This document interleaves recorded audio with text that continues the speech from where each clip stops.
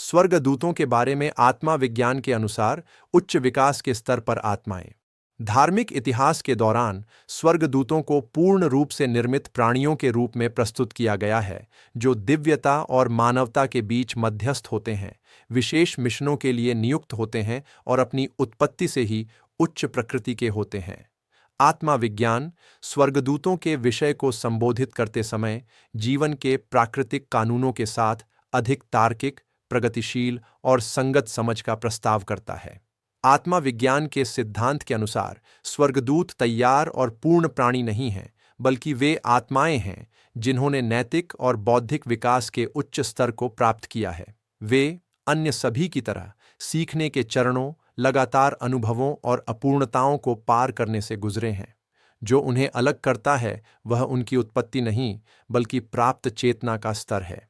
यह दृष्टिकोण आध्यात्मिक विशेषाधिकारों को समाप्त करता है और सार्वभौमिक न्याय के विचार को मजबूत करता है। यदि कुछ आत्माएं पहले से ही उच्च स्तर की सामंजस्य की स्थिति में हैं, तो इसका कारण यह है कि उन्होंने सीखने और परिवर्तन के एक लंबे रास्ते को पार किया है।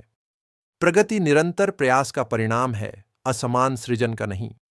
सभी आत्माएं किसी न किसी क्षण में इस समान विकासात्मक स्तर को प्राप्त करने के लिए नियत हैं। आधुनिक गहन मनोविज्ञान इस अवधारणा को समझने में मदद करता है। उच्च स्तर की चेतना, सहानुभूति, परोपकारिता और स्पष्टता तुरंत नहीं उत्पन्न होती है। ये समय के साथ भावनात्मक एकीकरण, आत्मज्ञान और आत्मकेंद्रित प्रवृत्तियों को पार करने के माध्यम से निर्मित होती है।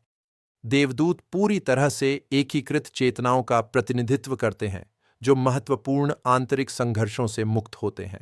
आधुनिक विज्ञान भी महत्वपूर्ण समानांतर प्रदान करता है। जटिल प्रणालियों जैसे जीव विज्ञान और मानव मस्तिष्क में हम संगठन और कार्य प्रणाली के विभिन्न स्तरों का अवलोकन करते हैं। कुछ अधिक प्राथमिक अवस्थाएं हैं और कुछ अधिक परिष्कृत। चेतना पर लागू होने पर यह सिद्धांत सुझाव देता है कि स्पष्टता और संतुलन के विभिन्न स्तर हैं, जो प्रगति पर आधारित नैतिक पदानुक्रम के आत्मीयता के विचार के साथ संगत हैं। आध्यात्मिकता यह भी स्पष्ट करती है कि देवदूत आलसी या मानवता से दूर के प्राणी नहीं होते।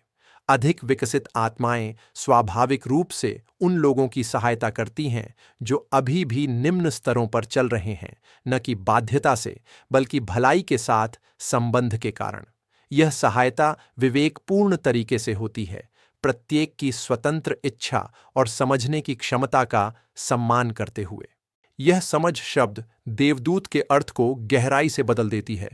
यह एक अप्राप्य अपवाद का प्रतिनिधित्व करना बंद कर देती है और हर आत्मा के प्राकृतिक भाग्य का प्रतीक बन जाती है। जो आज देवदूत कहा जाता है, वह कल का मानव है, जो लंबे समय तक सीखने, जिम्मेदारी और प्रेम के अनुभव के बाद सचेत रूप से जीता गया है। इस प्रकार देवदूतों का विचार कल्पनाओं या कठोर पदानुक्रमों को बढ़ावा देना बंद कर देता है और आशा और प्रतिबद्धता को प्रेरित करता है। नैतिक सुधार का हर प्रयास, सहानुभूति का हर दृष्टिकोण और हर सचेत चुनाव आत्मा को इन उच्च अस्तित्व की अवस्थाओं के करीब लाता है। यदि इस विचार ने आपको स्पिरिटिज्म के अनुसार देवदूतों के अर्थ को बेहतर समझने में मदद की है, तो लाइक करें, साझा करें और अपनी टिप्पणी छोड़ें।